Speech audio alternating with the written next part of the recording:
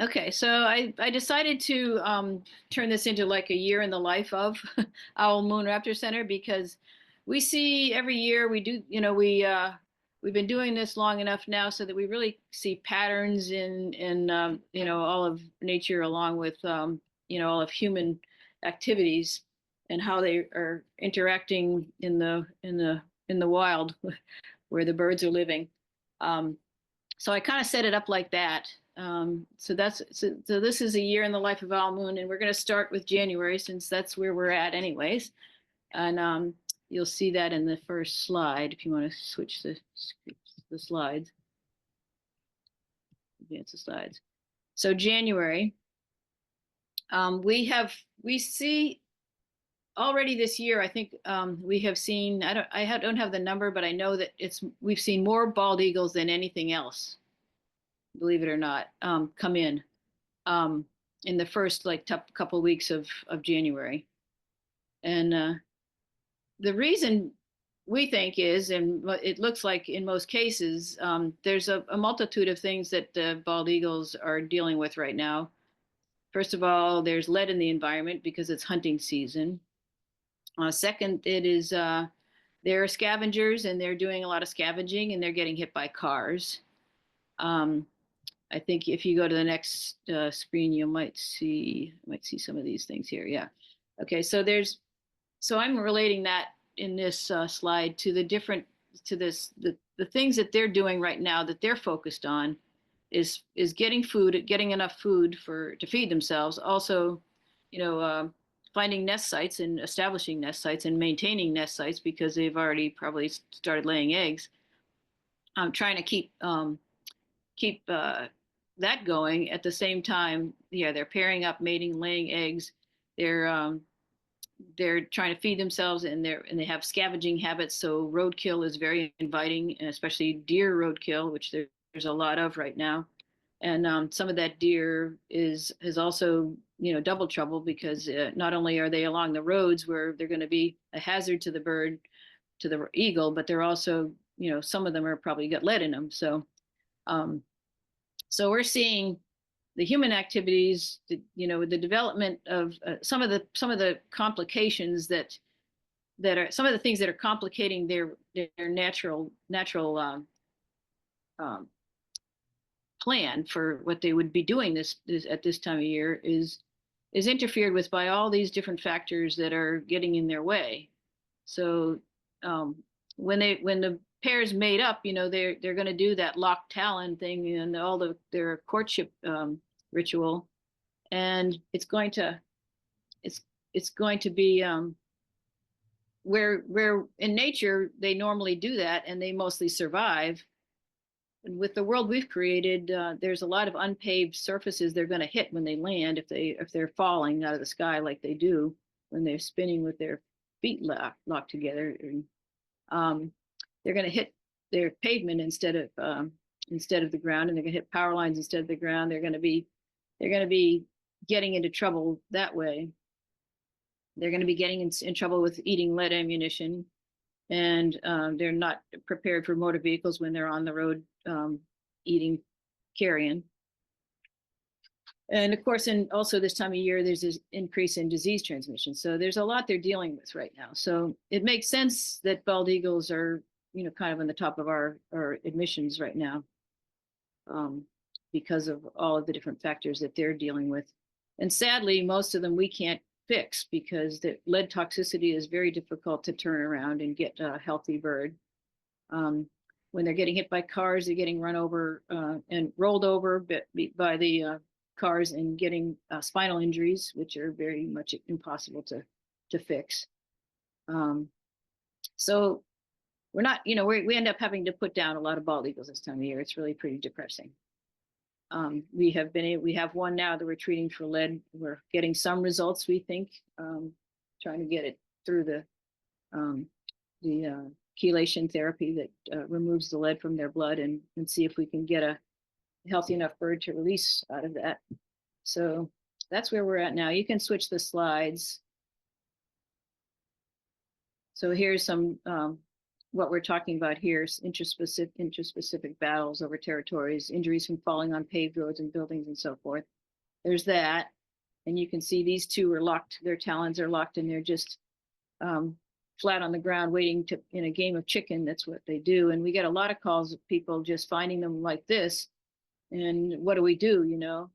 And sometimes they're doing this up hanging in a tree because that's where they land, is in a tree, and they don't want to let go, so they'd hang up there, hanging by their feet or by their wings or whatever catches on the tree. And people call about that. So we just basically tell them if they see that, to just make a loud, you know, sudden noise, or approach them closely and then make a loud noise if you're within walking, you know, if you can walk up to them like that. They'll break up and they'll fly away, hopefully, or they'll break up and the injured one will still be on the ground, and then we can do something about it. But when they're found like this, a lot of times they're okay. If they're landing on a grassy, smooth, soft surface, they're usually going to be okay. But sometimes you end up with broken limbs or talon wounds in particular. We do see the talon wounds this time of year with these kind of battles. So that was what happened with this one. This one, unfortunately, I think in that one's case, it was a bad outcome. It was the wounds were too deep and too in the wrong places, or I think there was a fracture. Might have been a fracture involved too. You can move on. So here's a case of lead toxicosis. This one we took blood sample. The lead level was so high that we couldn't hope to try to fix it. So we had to euthanize that one. It was a really this one, if you look closely at that picture, that bird is very miserable, and their neurologic symptoms are really severe when they're in this state, and they just so our only best solution is to euthanize them. You can keep going. Sometimes when we are lucky and we get them turned around. Those ones that hit the ground not too hard, and this is probably a case of that, where the coracoid might have been broken. Coracoid being one of the parts of the shoulder girdle. Sometimes we can get them back in the wild when that is fractured. They're required about a month or 6 weeks in care. There's other injuries like puncture wounds that we can fix and get them back out. So we do have success, but it's pretty depressing sometimes how much you have to euthanize. We can keep going.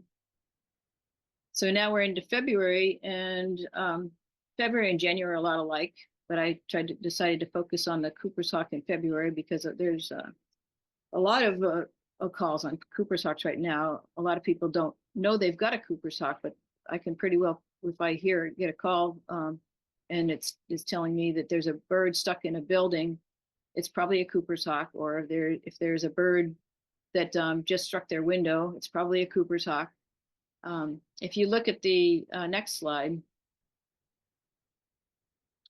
these are the birds right now. Again, I'm trying to show you their natural history with the hazards that they face.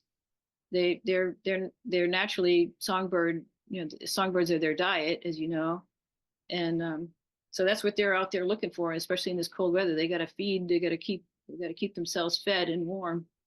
So they are seeking warmth and shelter at the same time.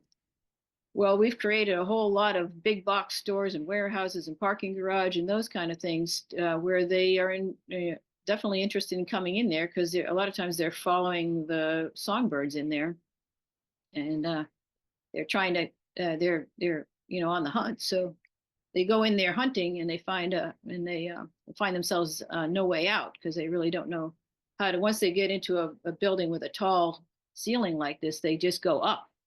They don't.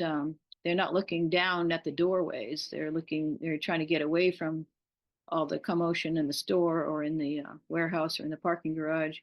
and get up where they feel safe. So they're perching up high on the ceilings, and they're basically trapped in there because they don't dare come down. And sometimes we also create glass windows. So when they were talking about feeders, feeding stations, if you have glass windows, you a lot of times when they're coming to feed off your birds, or the birds at your feeder, they're going to chase that bird right into a window, and the songbird will probably get killed by it, and the hawk often will too. So that's something you got to look out for when you're feeding. When you have set up a feeding station, is try to make sure your windows are bird safe, so that you don't have these Cooper's hawks chasing them into your windows. And then yeah, when you're creating a feeding station, you're also you're feeding up the food chain. You got to know that. So you're feeding both just the songbirds and the birds that feed on the songbirds. So be aware of that. And here are some of the predicaments you find Cooper's hawks in. This is one of the helicopter hangars in Aberdeen. That's where one of them ended up. And we send our volunteers are trained to use these traps, which are called Balshachi traps, and they have nooses on them. They have nylon monofilament loops on them. And when the bird, this is the Cooper's hawk, it's a juvenile, he came down on this pigeon because he was hungry, and we wait until all the people are gone when we do this.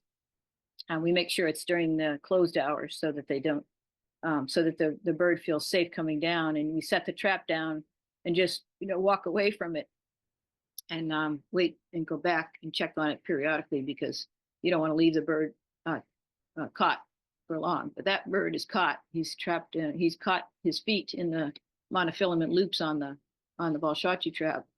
And so he, or she probably, this is a female, looks like, is trapped, and we get a towel over them, scoop them up, and get them, get the monofilament untangled from their feet. And then usually, if they haven't been in there very long, they're pretty healthy and good to go. But if they've been in there if we get a call, and a lot of times people will wait to call us. They don't call right away because they think the bird will fly out if they leave the doors open or whatever. And but that one was in the building for like 5 days, so we had to take it in for a little fluids, and just get it, make sure it was fit to go back in the wild. I'm sure it was dehydrated, but that's it. Other than that, they usually are pretty unscathed and can be turned around if they're brought in before they're starving to death, which happens also. Sometimes people just wait to call us, or they don't know how long the bird's been in there, and it's been longer than the bird might have gotten in there long before they thought it had, in some cases. But you can move to the next slide. This is another place where the Cooper's hawks get trapped. This is a great big horse stable barn, and there's this little area up here that has I don't know if you could see in the big the picture with the little balcony and the like skylight above it. That's a skylight that doesn't have windows that open. So unfortunately, we can't just go up there and open up the window and let the Cooper's hawk out. He's not going to come down. So we could have set a trap on this balcony, but instead, Billy, who's our rescuer, who does most of the Cooper's hawk removals, he has a long net, so he was able to stand on the balcony there and reach up with a net and scoop the Cooper's hawk out that way and get him back out. And he brought him to us, and we checked him over, and it was okay, so we let him go. I think we kept him for a few days just to get him rehydrated, but that was a good outcome too. And you can move to the next screen. We have this is a Home Depot store. You can see there's a Cooper's hawk on a trap, and that he got that one too. So that one, the bird must have been quite hungry, because he's come down with people right there. But that's what it takes, is that they have to get hungry enough to come down to the trap. This is a juvenile female Cooper's hawk. We all probably can identify these birds. Now we're moving on to March. This is a red-tailed hawk, a juvenile red-tailed hawk. And where if you move to the next slide, you'll see we're going to talk about some of the activities that interfere with some of the human activities that interfere with the natural rhythm of the natural history of the red tails. They eat small rodents. They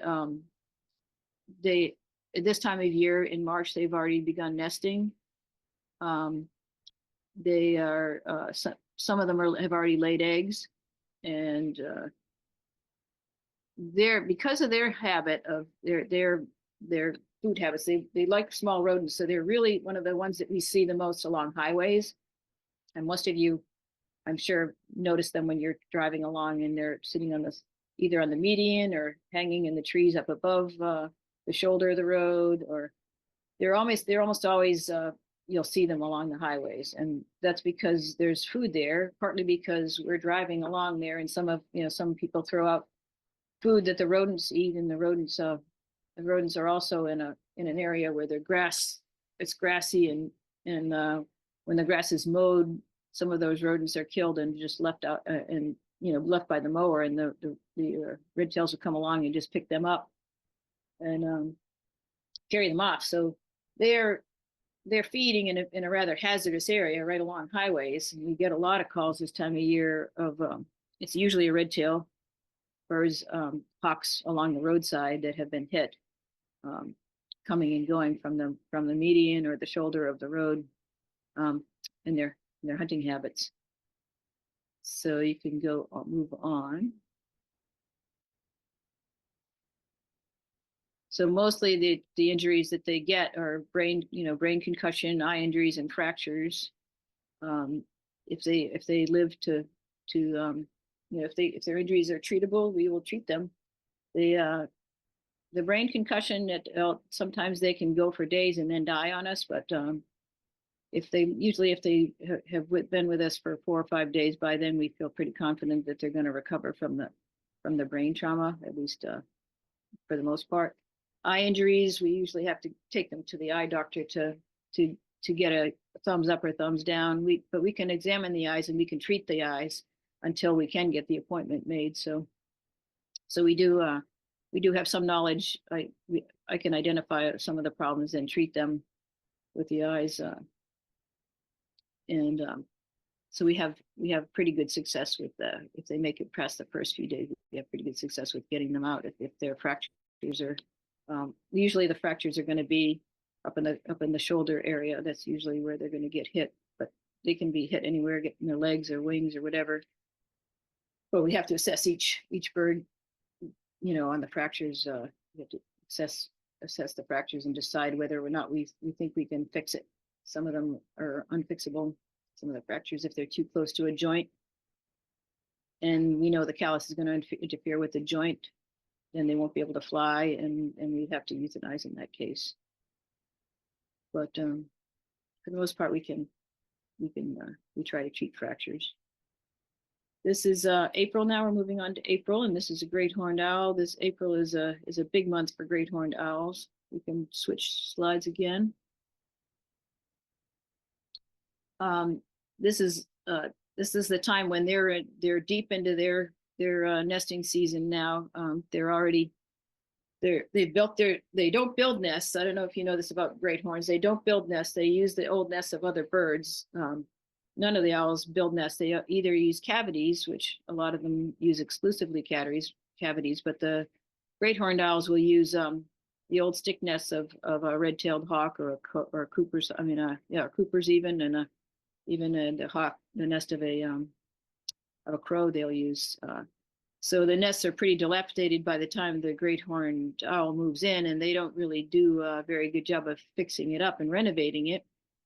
So we get a lot of calls on great horned owls, babies that have come down out of the nest early. I know because the nests are just so flimsy that a windstorm will come along and just blow the nest apart, and the baby will wind up on the ground. So we get a lot of them in. We can get a lot of them back to their parents, though, because it works to build a nest for them and put the baby in the nest. And you can see in the next slide what we do there. Well, actually, it's the one after this, but these are they come down at all ages. You can see this is a branch or fledgling here. We decided to go ahead and put him in a nest anyways, because we wanted him to be secure while he waited his parents' return and so forth. And they usually will stay in there for a while, even if they're branchers, they'll stay in there for a while, and it'll keep them safe in the whole period of getting them renested, which is pretty stressful. Sometimes if you don't have a nest basket and you try to just put them on a branch and back off, they are too spooked and they will come right back out of the tree. But if you put them in a nest basket, a lot of times they'll stay in there long enough for us to depart, and then they'll decide it's a pretty nice place to hang out, and they don't leave, and the parents will find them there. So we do a lot of renesting of great horned owls in April. So that's coming right up. Actually, March too. March, they're already starting to branch sometimes in the end of March. So we will probably be starting to see them in the near future. This last year was a really strange year, though. We got a fledgling great horned owl before we got any nestlings. And then after that one, we got a bunch of nestlings. And then they gradually, they got older again as the season went on. But this was an outlier. He was a really early chick. So this is more of what you would expect to see falling out of the nest. You can keep going.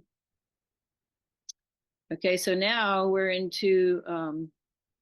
April is when the osprey returned to the Bay region. So we're starting to see osprey in April.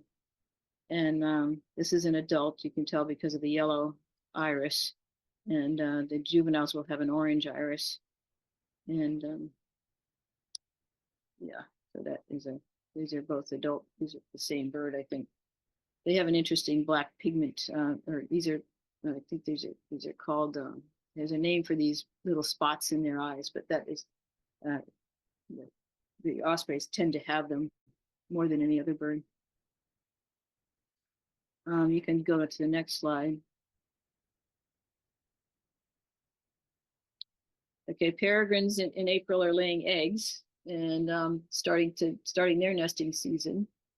This is one from last year that we got last year that had been, we think, maybe nesting on the Bay Bridge when it fell. Because it was found upstream swimming, it had puncture wounds on it. It could have been in a battle with another falcon or something, but it had some deep punctures in it. And we were able to treat the punctures and get him back out pretty quickly. So hopefully it wasn't too late for him to start a new nest. But yeah, he might have already lost one when we got him with the collapse of the bridge, because they do nest on all those big bridges. They're perfect for them. You can move to the next slide. These are bald eagle chicks that came out of a nest a couple of years ago, and they were already getting close to fledging their branchers, but they were blown. I think the whole limb that the nest was supported with collapsed, and they wound up on the ground. And the parents were still feeding them, but they were not going to make it that way. There was flies around them, and so we had to take them into care. But we built we had volunteers build a platform, and we had our tree guys who have been with us for as long as Owl Moon has been Owl Moon. We have our tree guys that help us with getting birds renested, and they, along with a carpenter friend of ours that Rick Hamilton, you might know him, he helped us build a platform on site, and these guys raised the platform up into a tree right next to the nest tree, and we put all the nest debris onto the platform and kind of built them a nest on the platform, and then put the chicks in it, and the parents returned the next day, or that same day. I think they returned that evening. So those guys made it. They fledged, and that was a happy ending. You can keep going. Okay, so here's some of the comparison, some of the, again, we're talking about natural history versus human activities. Bald eagles are branching at in late May. Black and turkey vultures are nesting in abandoned buildings at this point. We're in April still. Yet vultures are almost always, I mean, in our experience, almost all of their nests are in abandoned buildings or barns or garages or tree playhouses. And they have a long nesting season. So sometimes they nest early, sometimes they hatch chicks early, sometimes they hatch chicks late. And we get them, it seems like, in all stages, all through the nesting season. Red-tailed hawks, red-shouldered hawks, eastern screech owls are all nesting at this point and branching. Some of them are branching. By mid, I think, are we in May now? I think we're in May now. Osprey are kestrels, barn owls, and Cooper's hawks begin hatching in late May. So May is like the peak of everybody's nesting in by the time May comes around. And this happens to be when humans are coming out of their homes and finding yard work and tree work that needs doing, and they're starting to clean up their yards.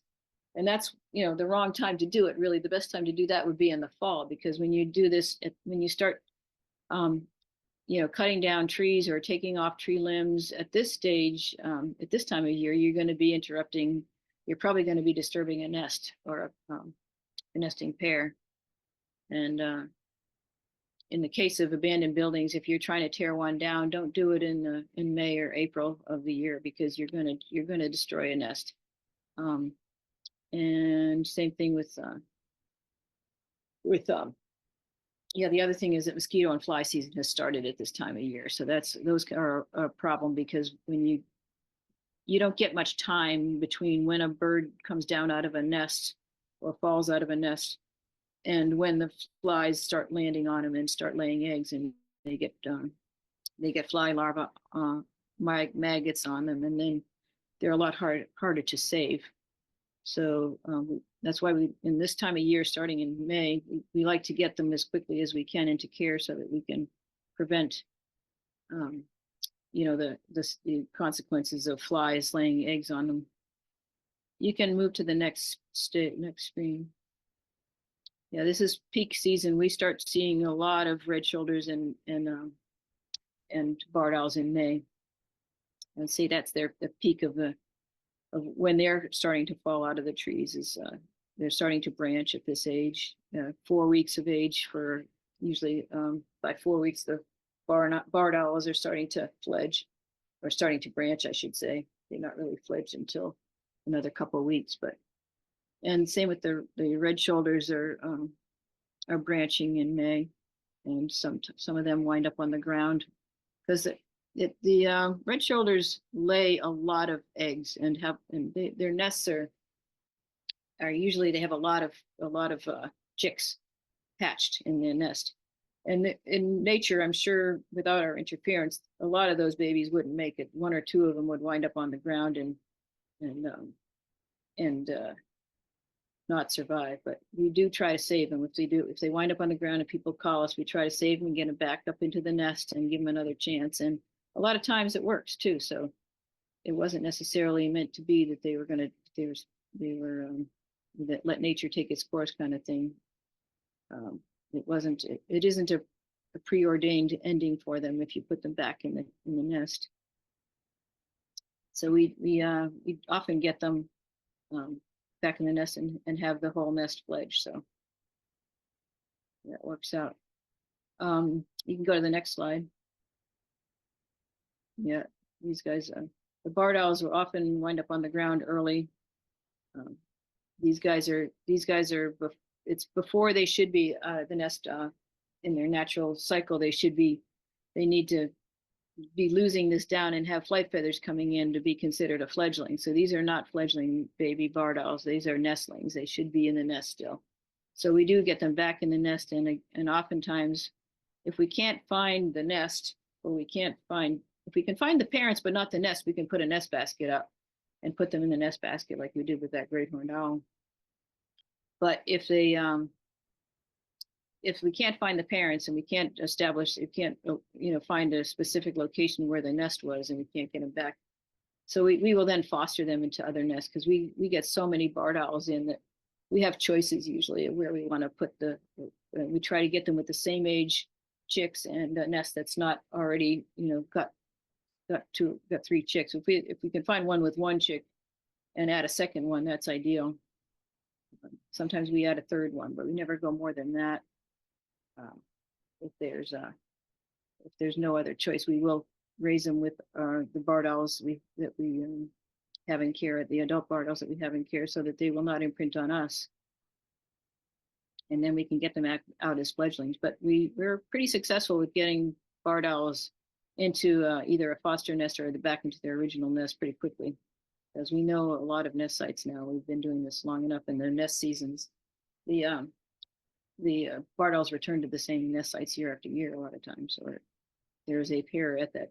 If it's a good nest site, there's going to be a pair at it. Whether it's the same pair, I don't know. But you can keep going.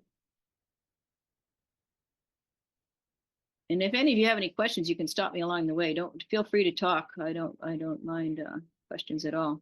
This is showing you some of the what we have to go through to get some of these babies back to health. Because a lot of times when people call us, they've been out of the nest for quite a while before they've been discovered. And in this case, this was a baby red shoulder that was covered in fly eggs, and we had to take them out of his mouth and everywhere on him. They're if we can get them all the eggs off before they start hatching, we're saving a lot of misery on these, and a lot of and have a lot of success if we can get the fly eggs off them before they hatch. But once they've turned into maggots, it's pretty hard to save them. So this one's getting a thorough cleanup. And these red shoulders are pretty hardy little souls.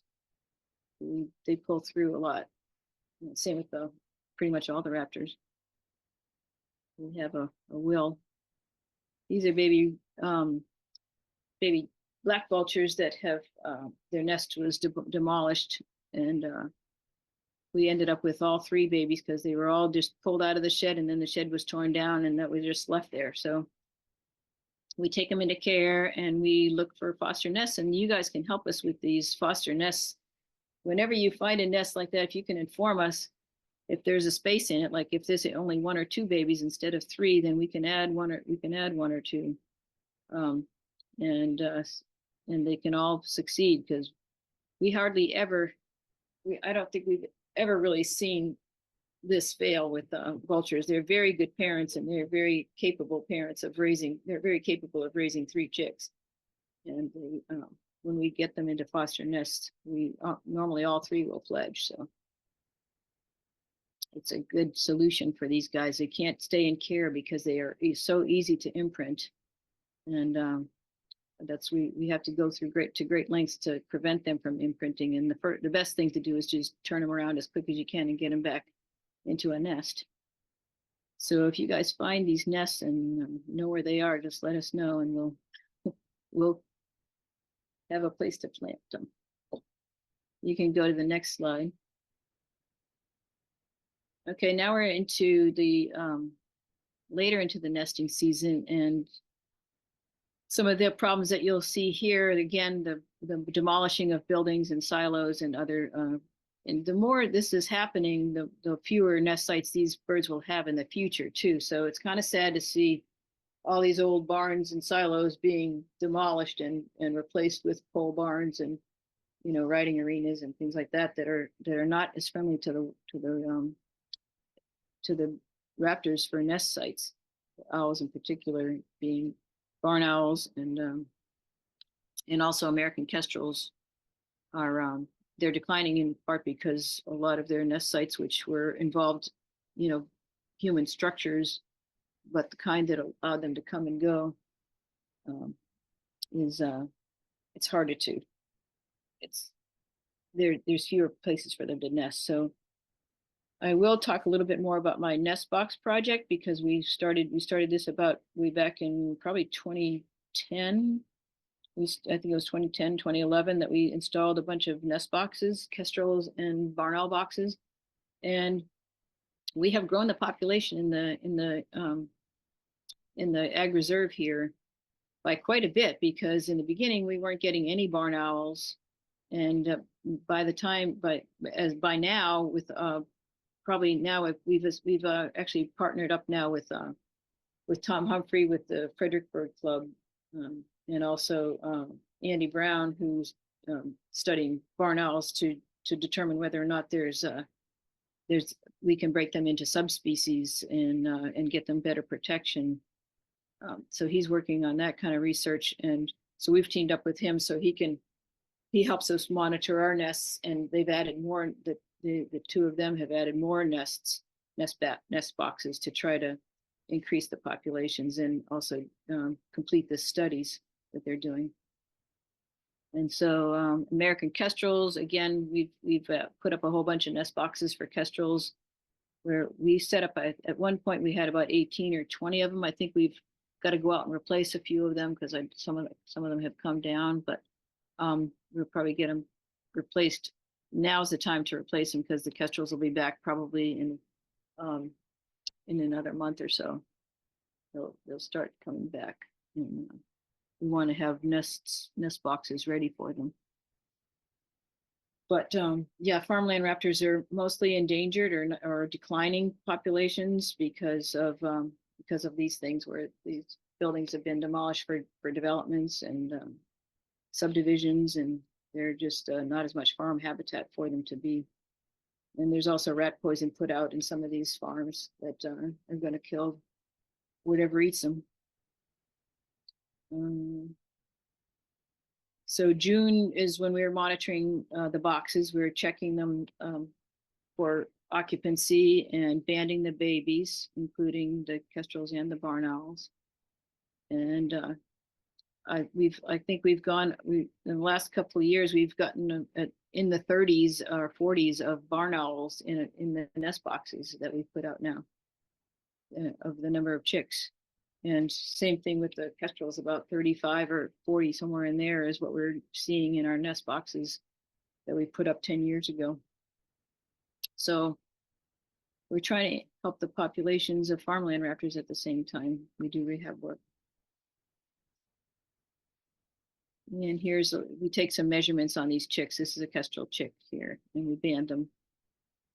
We take measurements so that we can, in this case, it's hard to tell the sex, but there are, if I could see the back of it, I might be able to tell what the age is, but that this guy's probably about a week to 10 days old, something like that.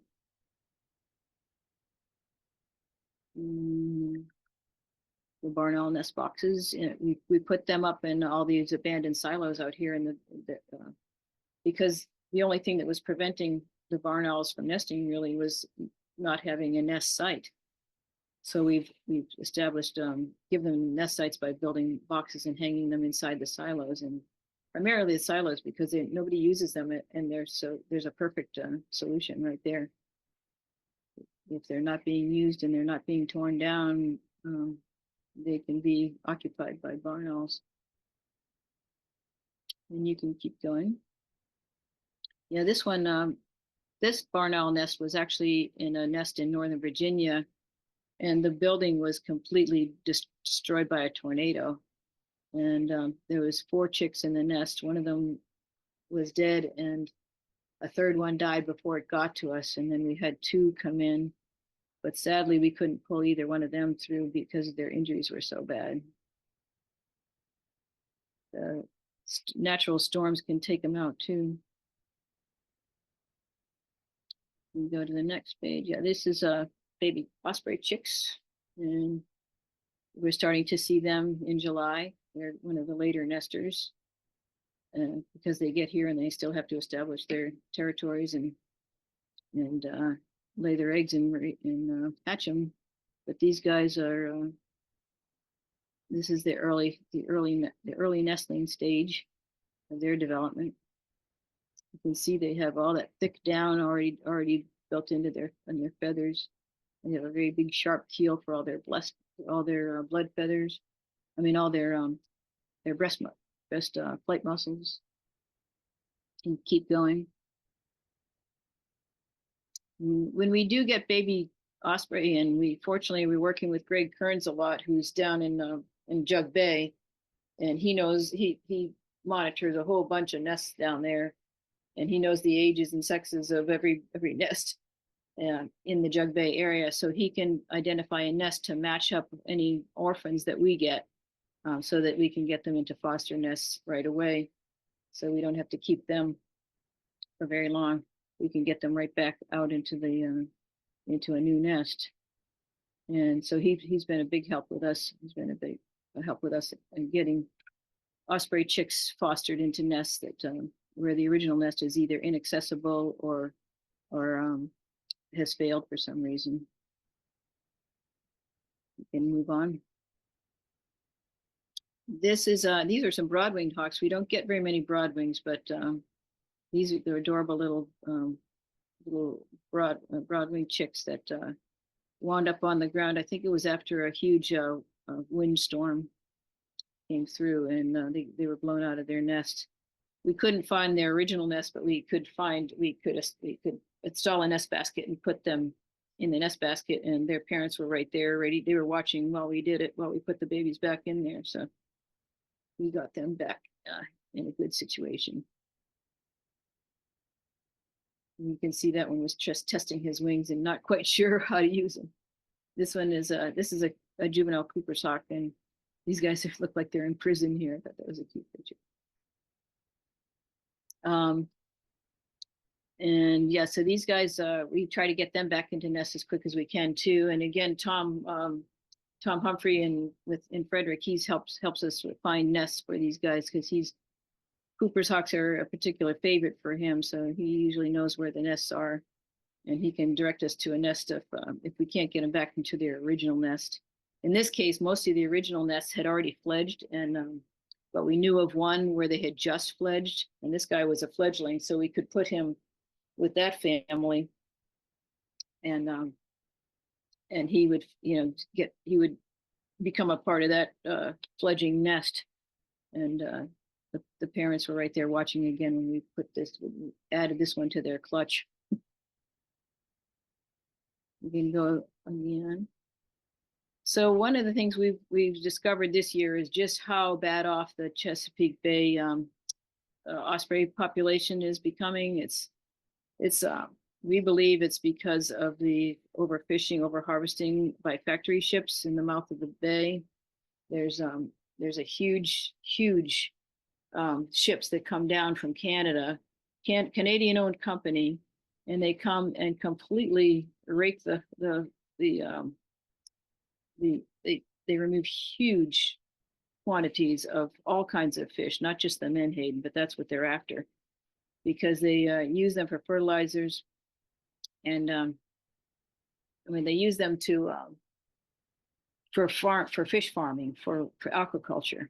And they take them and they grind up all the fish and use them for feeding back farm raised fish, and they're making a fortune, but they're taking away a resource that we have a treasured resource that we have in the bay. They're taking away the fish that feed all of these osprey and a lot of other birds, and nobody's doing anything to stop it. So if there's anything that you guys can do to send letters or whatever, these factory ships are just they're going to be bring the downfall of the osprey again, I'm afraid.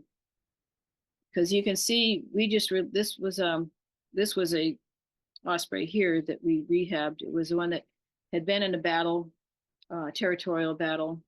With the resources scarce, these guys are fighting every day of their lives to feed themselves and their babies, and they've in this case there was some wounds, competition. There's competition for the nest sites. There's competition for the food. There's competition for fishing grounds between these birds. So and there's a lot of nest platforms that are close together in a lot of the Bay Area too, that are probably too close together for the good of the pairs and their chicks, because their battles go on, and they will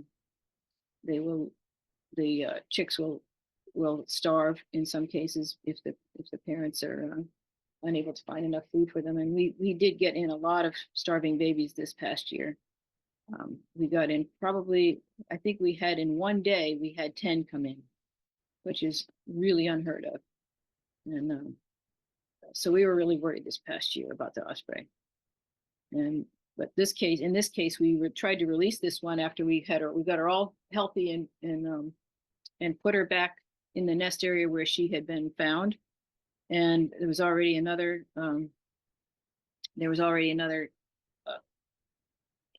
another pair occupying that, another complete pair occupying the nest site, and they beat her into the water, and we got her out of the water, and we took her back into rehab for a few days and got her dried off, and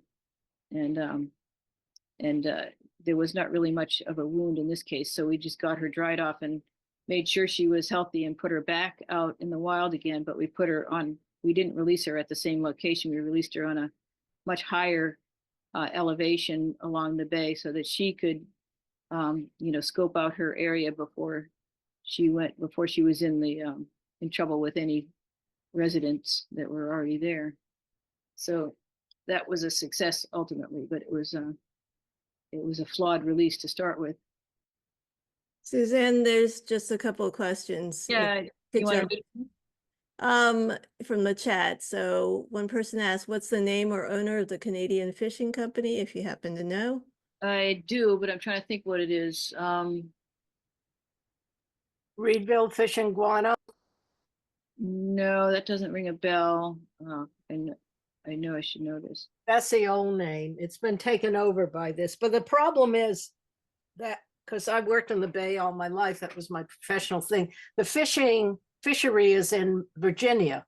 Yeah, I know. And the Virginia has a much different approach to fishery management than we do in Maryland. They basically don't manage it, but they just let. Well, remember they were going to open the dredge fishery for female crabs in the winter, even though the crab population is plunging down, and that was only. Yeah, they have no concerns about that. They're just going to let them take whatever resources they want because they're paying they're putting money in the pockets of these people who are supposed to be regulating them, and they're not going to regulate them as long as they're getting rich.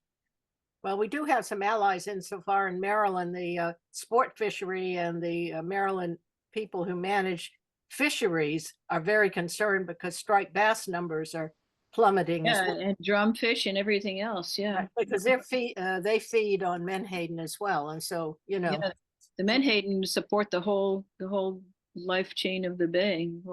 Most important fish in the sea. Yeah. Let's get back on and we can finish the discussion maybe at the end of the talk. So can we mind going? Okay.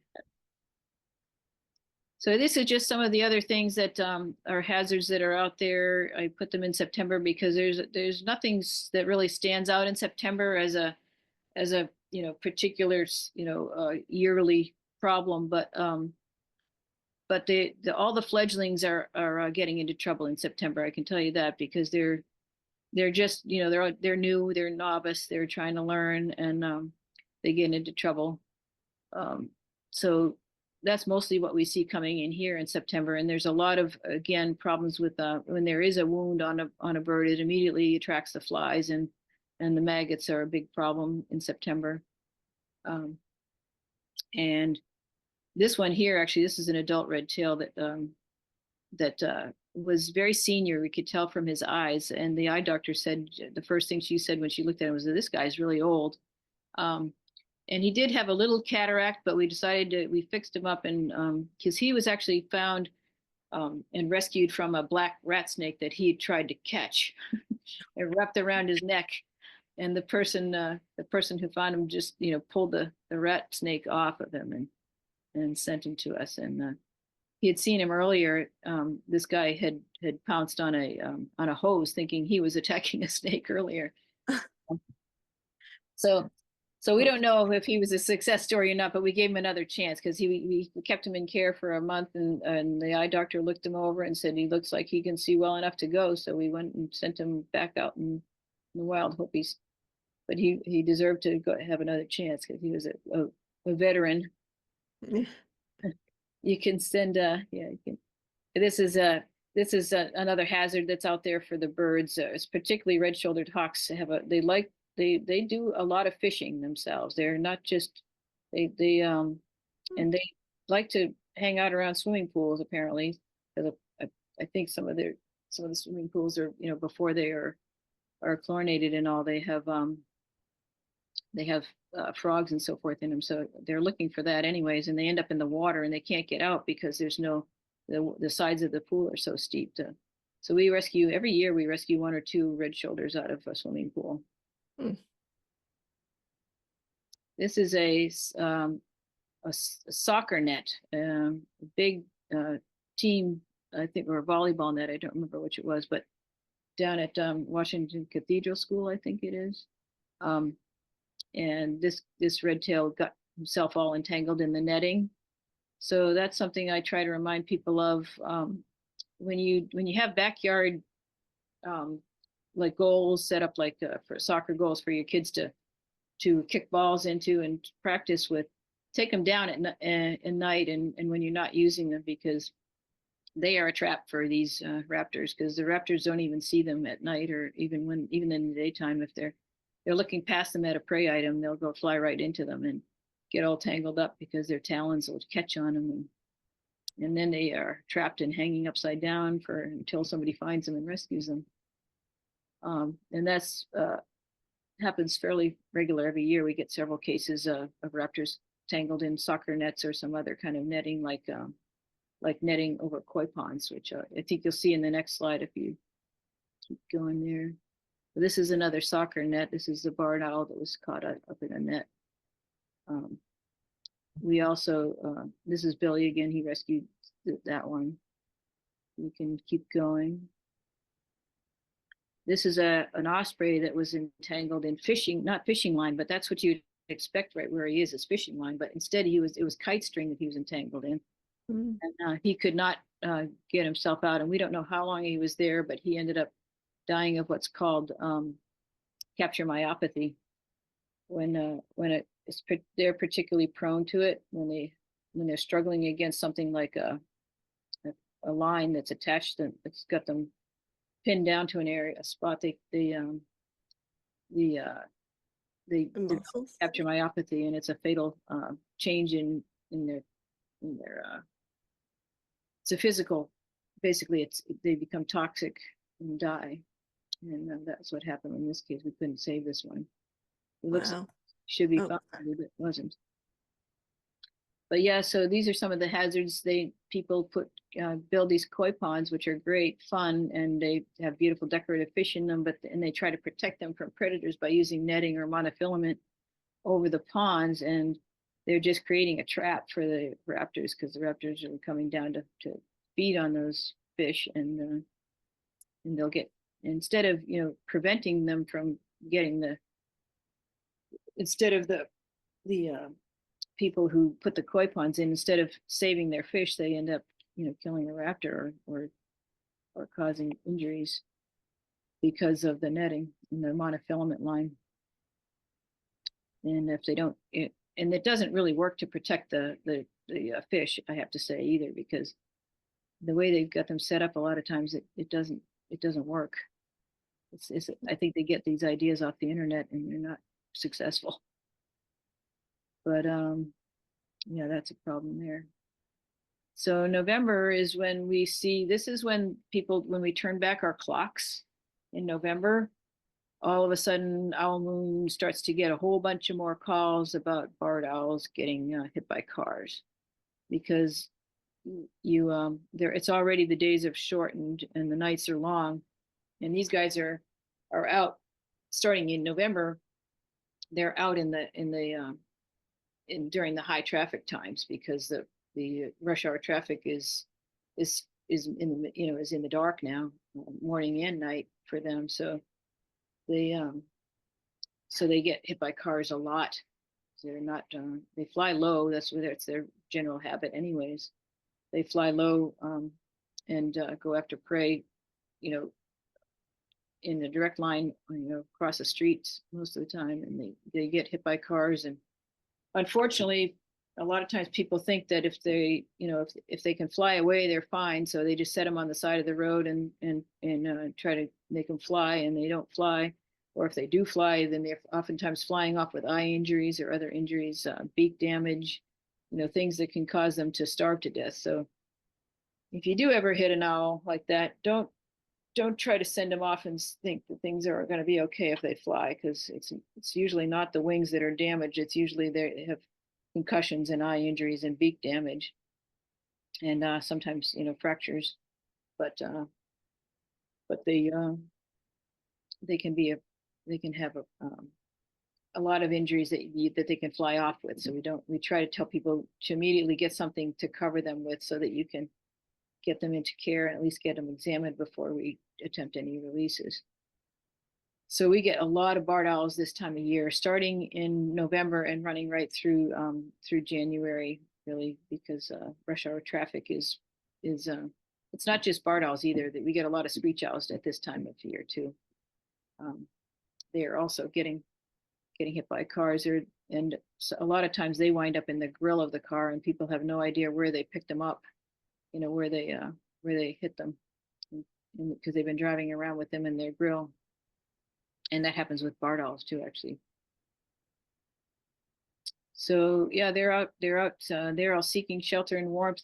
They're also looking for cavities to nest in at this point, and other nest sites.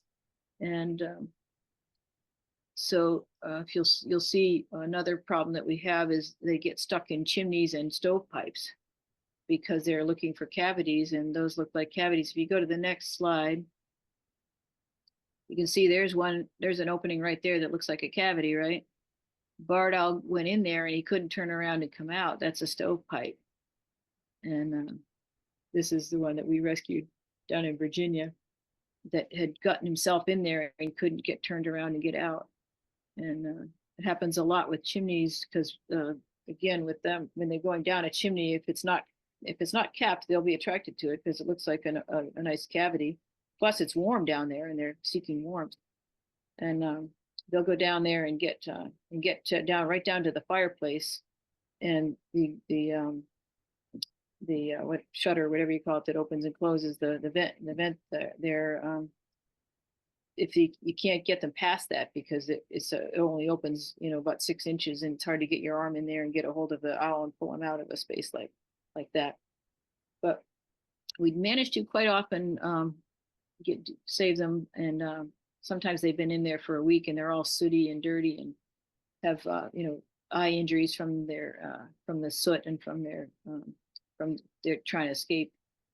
So we end up getting 2 or 3 of them every year, more sometimes, in calls, and get them freed up and get them rehabilitated. We usually are successful with rehabilitating them. That's one good thing, because they really just need to clean up and get eye treatments usually, and if they haven't been in there too long. See, that in the case this one here, the one that was in the stovepipe, that one had been in there for 5 days and we couldn't save it. It was so starved.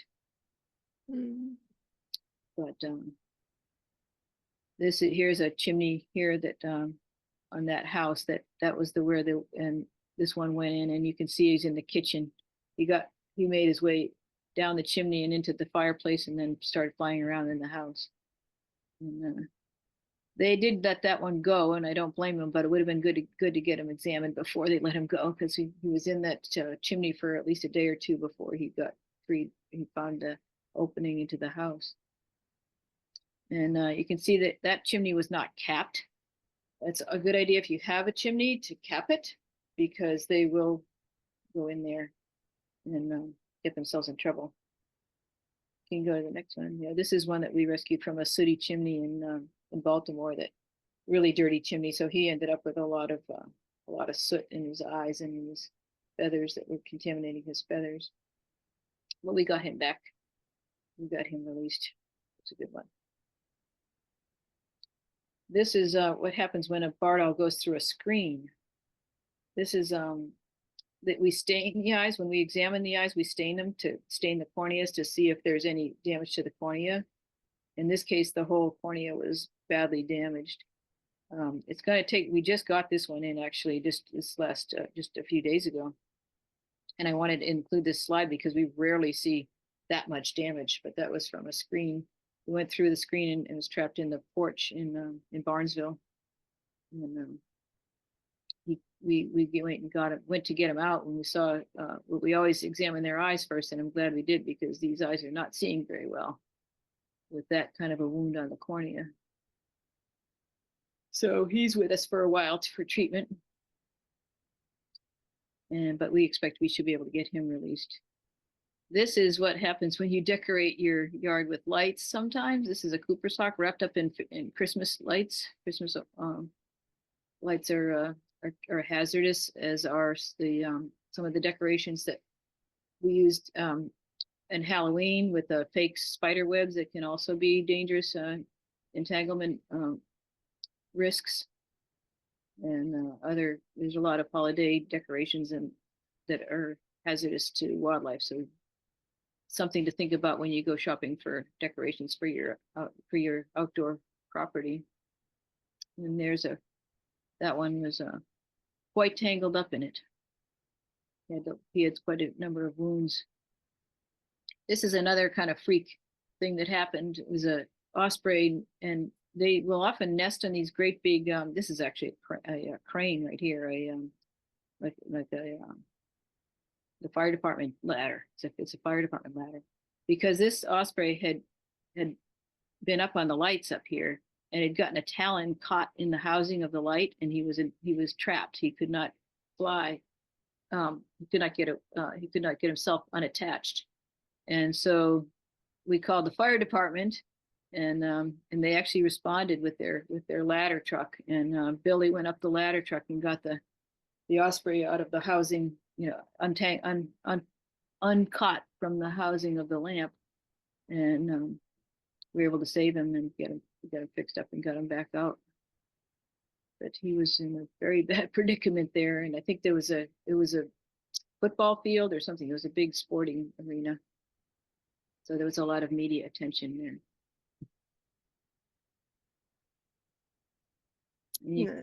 Is that it? Is that okay? Is that right? Okay. I think so. Yeah. Okay. Does anybody have any questions or comments you'd like to share with me? Yeah. Anyone can unmute themselves to ask a question. There was one other question from the chat from Anna Ursiello. What's the status of lead in ammunition? In Maryland, I thought it was.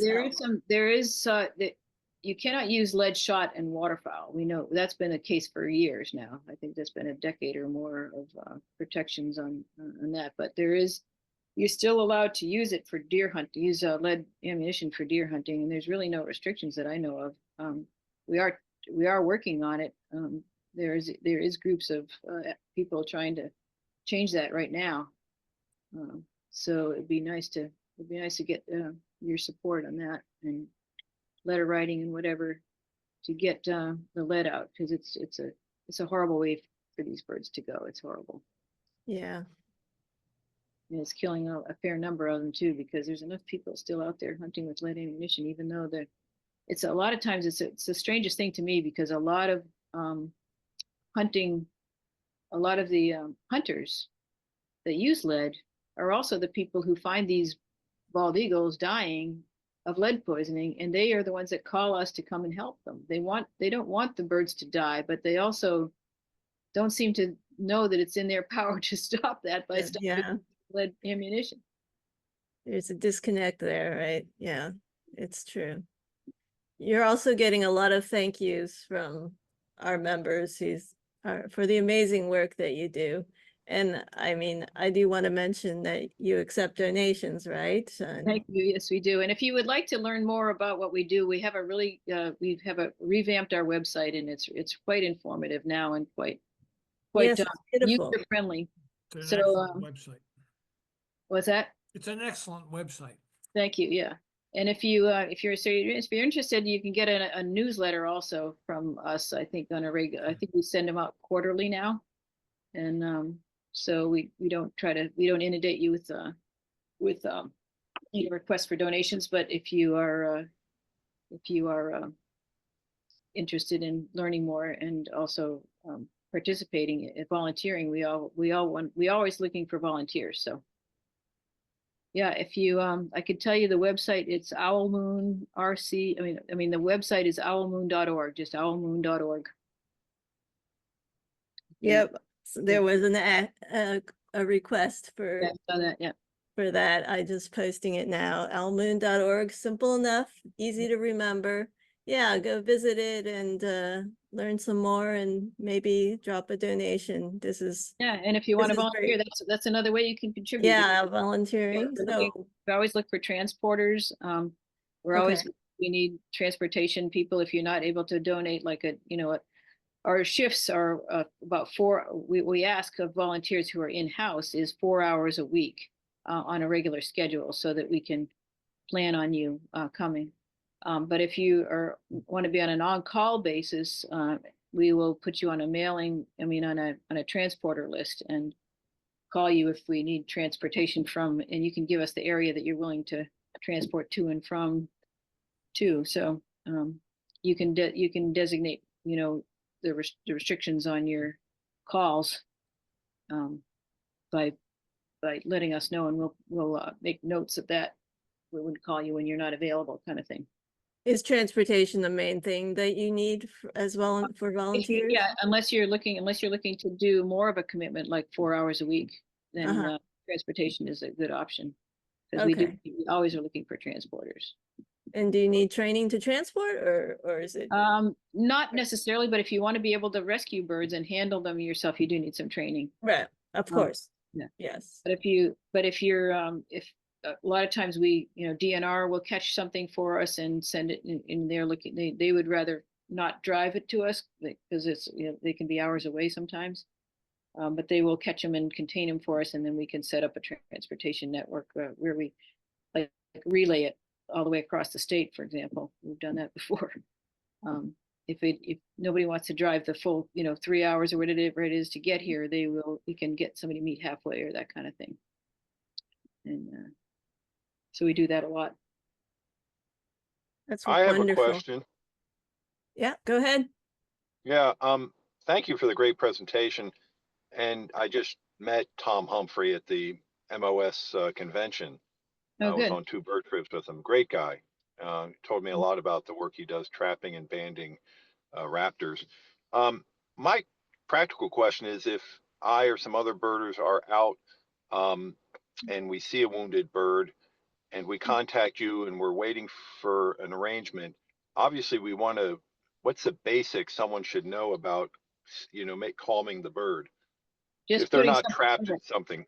Yeah, lay something over it, like a towel or a blanket, or a Right. cardboard, or you can put a cardboard box over it if you happen to have one of them in your car.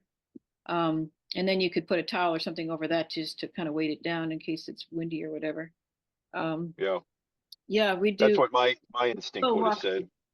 We will walk you through, what to do if on a case by case too, if it's When we call you. yeah, when we call. Okay. You No, do. you're just a great resource. Well, we take pride in answering the phone. We do it. So I know a lot of That's people, a lot of people get frustrated by just getting answering machines. They want to ask questions, and that's good. Yeah. We want to encourage that. Well,